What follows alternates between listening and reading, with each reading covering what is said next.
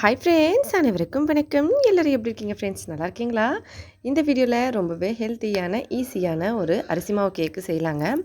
இதுக்கு அளவு எதுவுமே கிடையாது. இங்கே பார்த்தீங்கன்னா நான் 2 கப் அளவுக்கு அரிசி மாவு எடுத்திருக்கேன். இதை நீங்கள் அளக்காமல் கூட அப்படியே இஷ்டம் போல் சேர்த்து செஞ்சுக்கலாம். இதை நாம் கேக் டைப்பில் செய்கிறதுனால நான் சர்க்கரை சேர்க்குறேன். உங்களுக்கு இட்லி மாதிரி செய்யணுன்னா நீங்கள் சர்க்கரை சேர்க்க தேவையில்லை, அப்படியே செய்யலாம். இப்போ நான் ஒரு 2 கப் அளவுக்கு அரிசி மாவுக்கு 1 கப் அளவுக்கு தேங்காய் பால் சேர்த்துருக்கேன். 1 கப் அளவு, ஒரு 3/4 கப் அளவுக்கு சர்க்கரை சேர்த்துருக்கேன். 1 கப்பு தண்ணி. அவ்வளோதான் ஃப்ரெண்ட்ஸ். இதோட கணக்கு முடிஞ்சிருச்சு. அளவு இவ்வளோ தான். கொஞ்சமாக உப்பு சேர்த்துக்கலாம். இப்போ இது எல்லாத்தையும் ஒன்றா சேர்த்து நல்லா கலந்துடலாம்.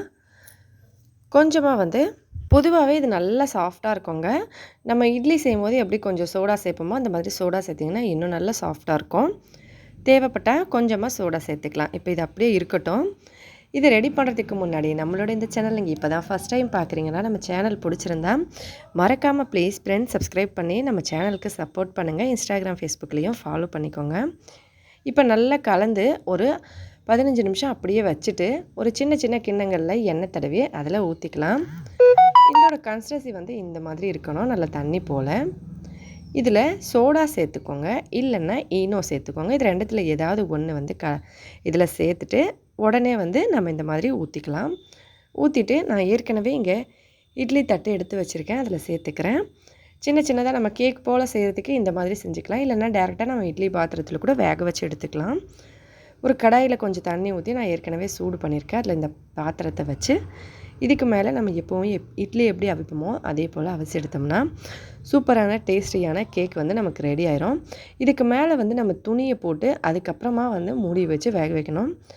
ஏன்னா இட்லி பாத்திரத்தில் இருக்க அந்த தண்ணி உள்ளுக்குள்ளே விழாமல் இருக்கிறதுக்காக நம்ம இந்த மாதிரி போட்டு மூடி வச்சு வேக வச்சோம்னா ஆவியில் வேக வச்ச கேக்கு செம்ம சூப்பராக டேஸ்டியாக ரெடி ஆயிருங்க. இது ரொம்ப ரொம்ப சாஃப்டாக இருக்கும். நம்ம தேங்காய் பால் அரிசி மாவு சேர்த்து செஞ்சதுனால அதை விட இன்னும் சாஃப்ட் ஆகணும்னா கொஞ்சமாக சோடாவோ இல்லை ஈனோவோ சேர்த்துக்கோங்க. இப்போ இந்த மாதிரி கிண்ணத்தை திருப்பி போட்டு எடுத்தோம்னா செம்ம சூப்பராக வெளியே வந்துடும். ட்ரை பண்ணி பார்த்துட்டு நீங்களும் கமெண்ட்ஸில் எப்படி இருந்ததுன்னு சொல்லுங்கள். ரொம்பவே டேஸ்டியான ஹெல்த்தியான கேக் ரெடி ஆயிடுச்சு அரிசி மாவில். ட்ரை பண்ணி பார்த்துட்டு மறக்காமல் சொல்லுங்கள். வீடியோ பிடிச்சிருந்தால் லைக் பண்ணி ஷேர் பண்ணி சப்ஸ்கிரைப் பண்ணிக்கோங்க. நம்ம சேனலுக்கு சப்போர்ட் பண்ணுங்கள். இதே போல் இன்னும் பல புதுவிதமான வீடியோஸ்லாம் பார்க்குறதுக்காக. ஹெல்த்தியாக சாப்பிட்டு சந்தோஷமாக சேஃபாக வருங்க. நன்றி, வணக்கம்.